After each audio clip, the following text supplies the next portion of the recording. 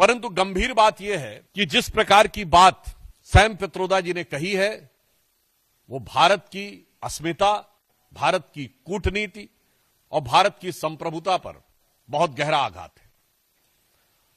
उन्होंने इस प्रकार की बात कही कि चीन के साथ तो किसी प्रकार का विवाद ही नहीं है, जैसे भारत ही अग्रेसर की भूमिका में, यानी आक्रामक मुद्रा लिए हुए, और ये कोई उनका अलग बयान नहीं है। ये ओवरसीज कांग्रेस के चीफ हैं, यानी समुद्र पारी कांग्रेस के प्रमुख हैं।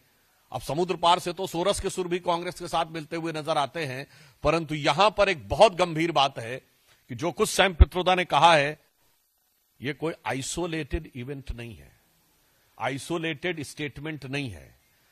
इसी भाव और इसी विचार के अनेक स्टेटमेंट राहुल गांधी पहले दे चुके हैं। याद करिए, राहुल गांधी जी ने विदेश में क्या कहा था कि चाइना ने बड़ा संघर्ष करते हुए ऊपर उठने का उदाहरण प्रस्तुत किया है उन चुनौतियों के बीच से। आपको याद हो, अभी कुछ दिन पहले के अपने विदेशी दौरे में क्या कहा कि चाइना ने अनएम्प्लॉयमेंट को बहुत अच्छे तरीके से टैकल किया है, जबकि फैक्ट ऑफ द मैटर है इस समय चाइना में एम्प्लॉयमेंट रेट 24% है।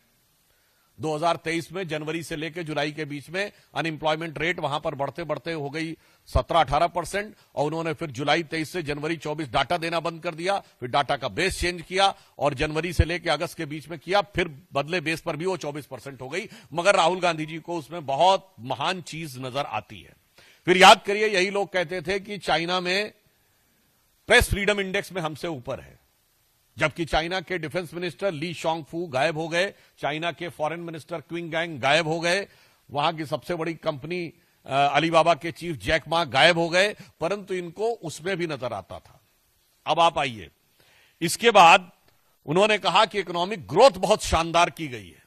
ये सारे स्टेटमेंट्स हैं, और इकोनॉमिक ग्रोथ की फैक्ट ऑफ द पोजीशन यह है कि 2024 में दुनिया की सबसे बड़ी रियल एस्टेट कंपनी, जो एक चाइनीज कंपनी थी एवरग्रांड, उसकी लिक्विडिटी हो गई।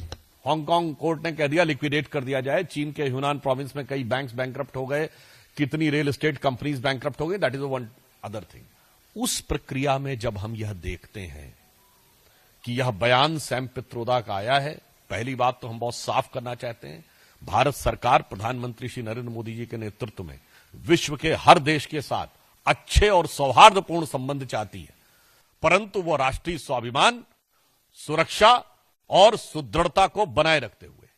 अब इसके बाद उनका यह बयान कहना, तो मैं पूछना चाहता हूं, यह गलवान के शहीदों का अपमान है कि नहीं? मैं कांग्रेस पार्टी से सीधे पूछना चाहता हूं।